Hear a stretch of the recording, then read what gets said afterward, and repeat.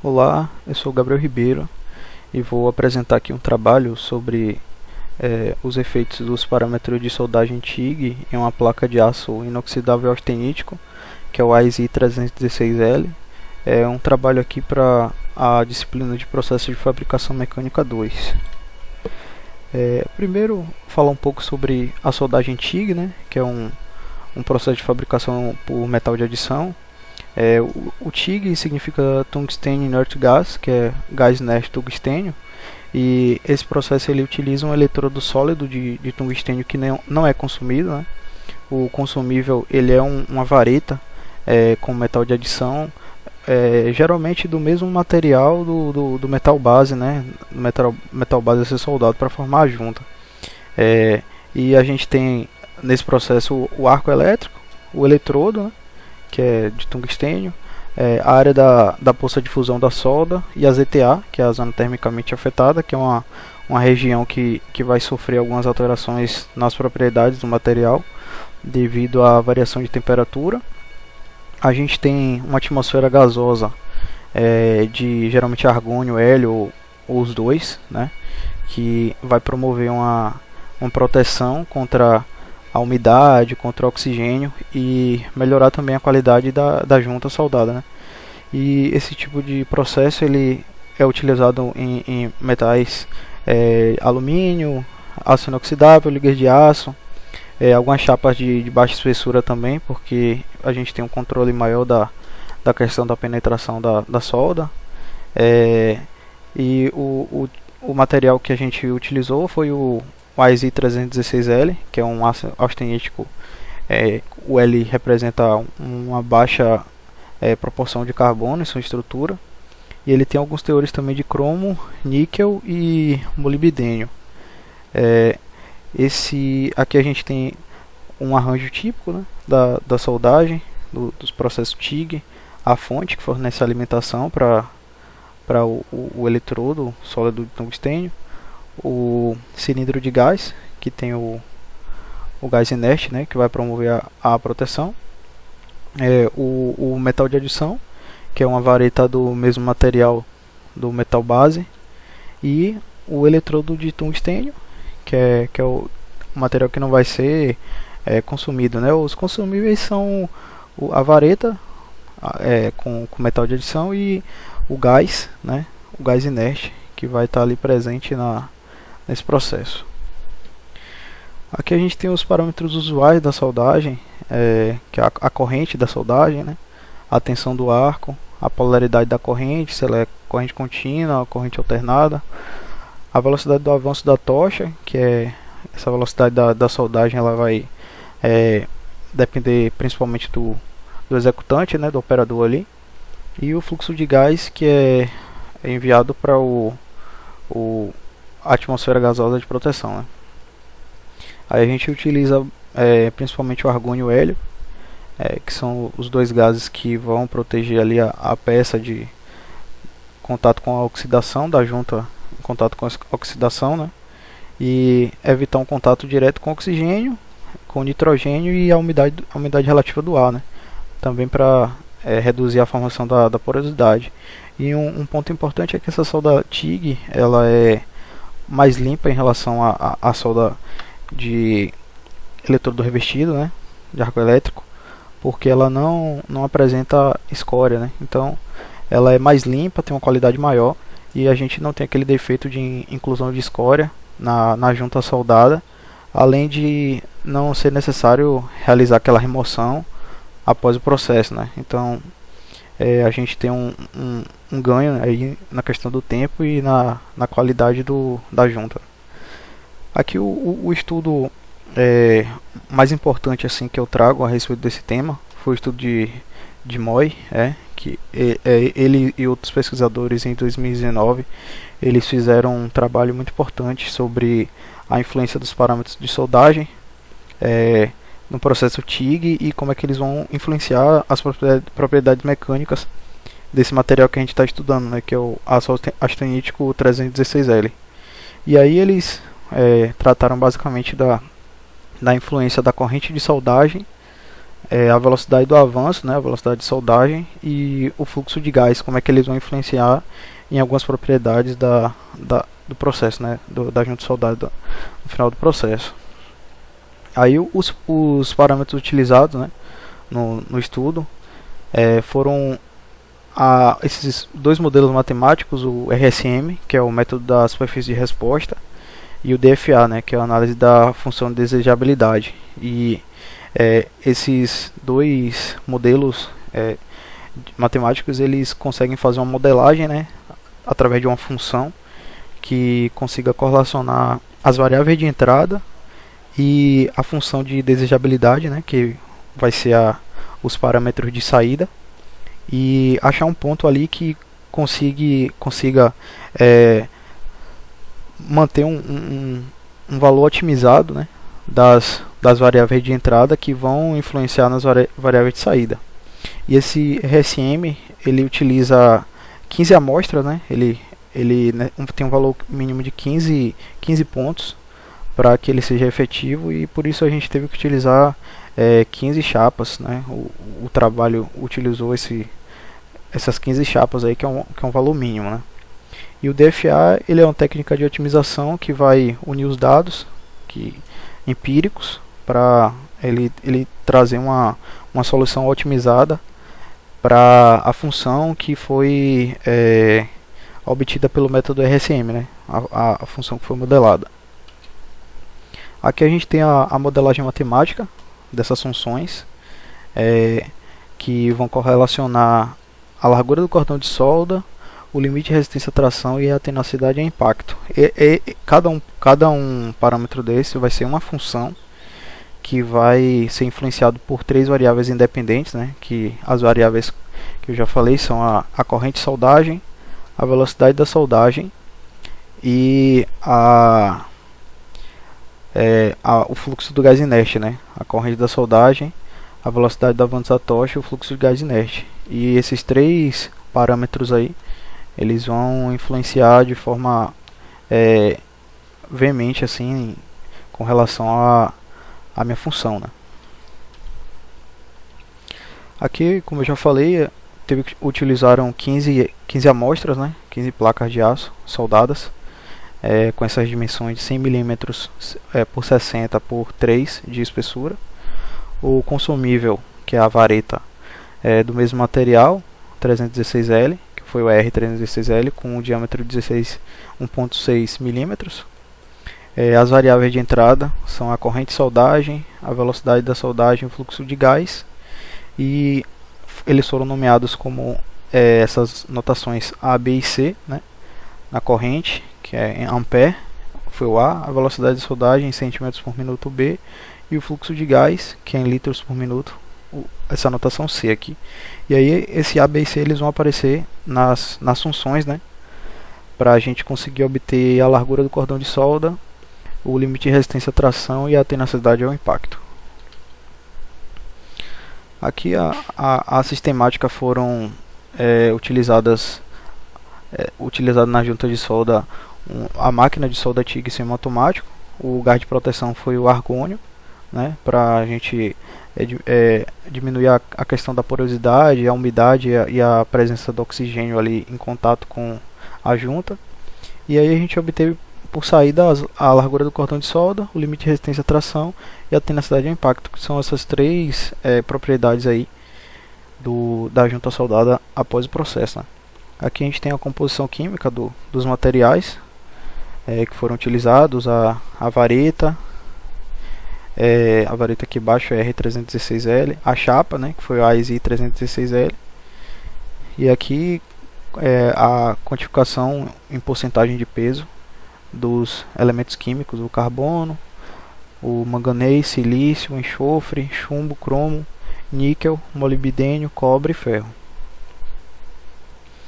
Aí, com base no trabalho de Moy, a modelagem matemática permitiu obter essas três equações aqui, que correlacionam o A, né, que é a corrente da soldagem, o B, que é a velocidade de avanço ali da tocha pelo operador, e o C, né, que está relacionado ao fluxo de gás inerte que é lançado na atmosfera gasosa ali de proteção.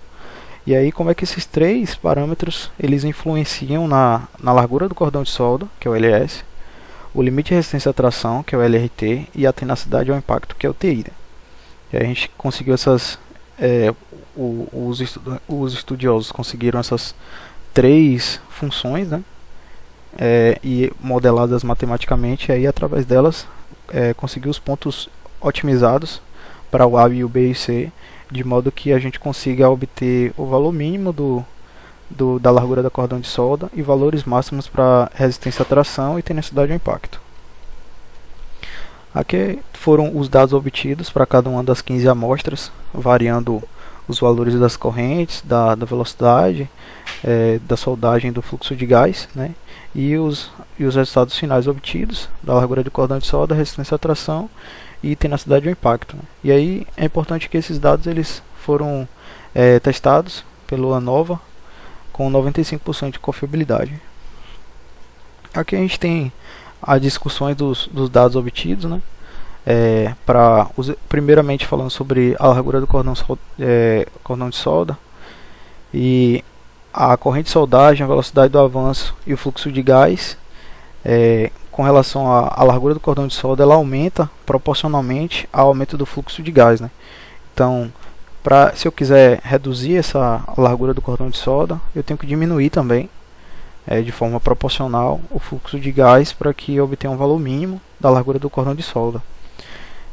E com relação à corrente e a velocidade do avanço, a largura do cordão de solda decai inversamente. Então, se eu mantiver uma velocidade de avanço e corrente de forma mais alta e mantiver o fluxo de gás menor, eu vou conseguir obter um ponto ali otimizado para a mínima largura de soldagem, né, que é o que a gente quer obter para o processo de solda TIG. E aí o parâmetro que mais influencia na largura do cordão de solda é a velocidade do avanço de soldagem. Então, se eu tenho um valor alto do avanço da soldagem, eu consigo também obter uma baixa largura do cordão de solda. Né? E aí, ao final do trabalho, a gente consegue valores mais quantitativos assim, com relação a esses dados. Aqui eu falo um pouco sobre o limite de resistência à tração, né, que é um outro parâmetro de saída, que a gente, conforme aumenta a corrente de soldagem, a velocidade de soldagem e o fluxo de gás, até um valor chamado ali uma região de valores médios, a gente vai ter um ponto de máximo, né, do limite de resistência à tração, e conforme eu aumento o valor desses parâmetros de entrada, o limite de resistência à tração vai minimizar. Então eu tenho um ponto de inflexão ali, um ponto de máximo, que a minha função ela varia até obter o limite de resistência à tração máximo, que é o valor desejado. E aí a gente consegue perceber que para o aumento do limite de resistência à tração é necessário que os parâmetros sejam mantidos em valores intermediários, né? Que é o que a gente consegue observar através dos gráficos aqui abaixo. E para que a gente consiga atingir o ponto máximo do limite de resistência à tração. E o parâmetro de maior influência aqui vai ser o fluxo de gás inerte. Já para a tenacidade do impacto, a gente consegue observar de forma semelhante, né, ao limite de resistência à tração, que ele vai ter um valor máximo ali para valores médios também dos parâmetros de entrada. Principalmente aqui porque os estudiosos nos trazem, né, que para valores médios da velocidade de avanço da tocha e vazão do fluxo de gás, a gente tem uma transferência de calor satisfatória e proteção adequada, né, para o material. E aí com isso, pela transferência de calor devido ao avanço da tocha e a proteção devido ao fluxo de gás, vão melhorar o enchimento da raiz, cordão de solda, e um valor dito como ideal à juntas soldadas de tenacidade ao impacto.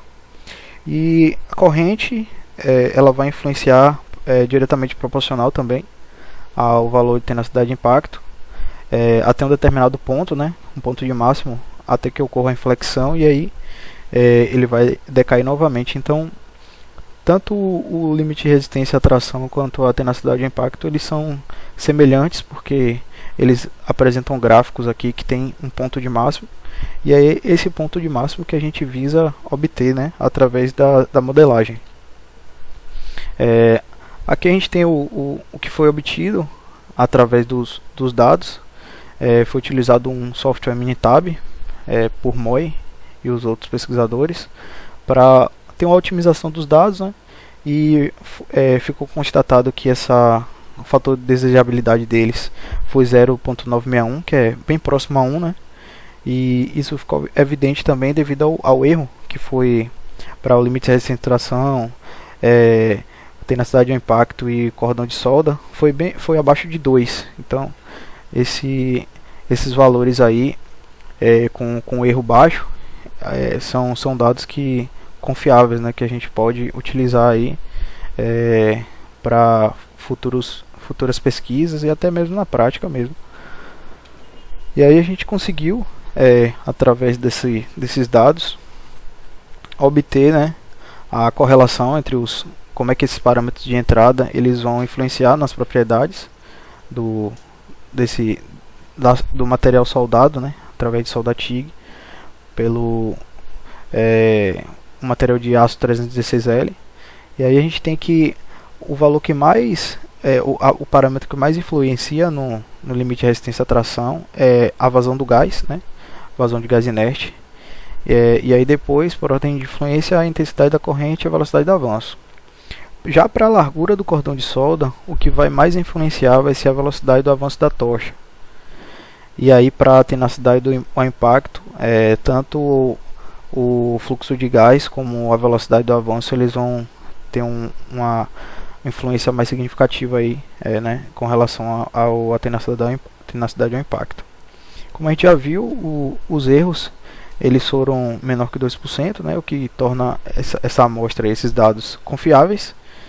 E devido após o final da otimização matemática, a gente conseguiu obter esses dados aqui de parâmetros de corrente de soldagem, 129.29 A. A velocidade do avanço ela deve se situar ali próximo de 16,85 cm por minuto, e o fluxo do gás ele deve estar próximo de 8,91 litros por minuto. Então, utilizando esses parâmetros de entrada, o Moy e os outros pesquisadores eles conseguiram identificar que através de valores próximos a esses parâmetros a gente consegue obter os pontos otimizados, né, para as propriedades finais do material de tenacidade de impacto, de limite de resistência à tração e a largura do cordão de solda, né?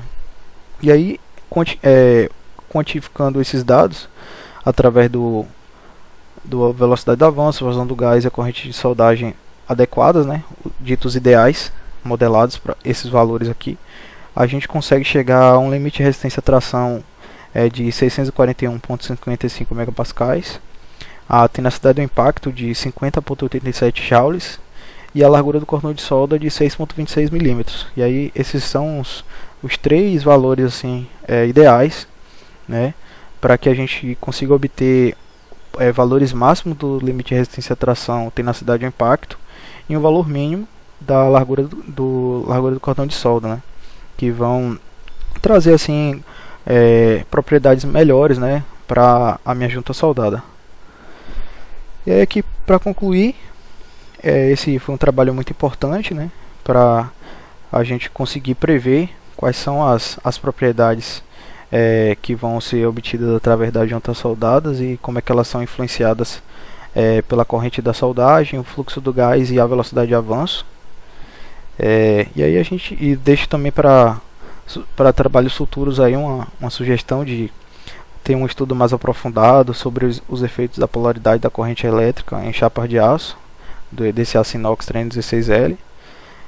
Alguma maneira de se obter um melhor controle da velocidade de avanço na soldagem TIG, né? Que aí o controle da velocidade de avanço a gente consegue um valor mais preciso assim com base no que se deseja das propriedades finais do material. E também um estudo mais aprofundado sobre a proporção estequiométrica que a gente consegue utilizar de argônio e hélio, né, como gases inertes, porque o hélio ele é mais caro do que o argônio. Então, se a gente conseguir quantificar aí, um valor ótimo da proporção estequiométrica entre esses dois, com relação a qualidade e custo, a gente vai conseguir melhores propriedades e também economia no processo, porque são pontos importantes, né? Aqui, para finalizar, tem aqui as referências que foram utilizadas no trabalho. Muito obrigado pela atenção.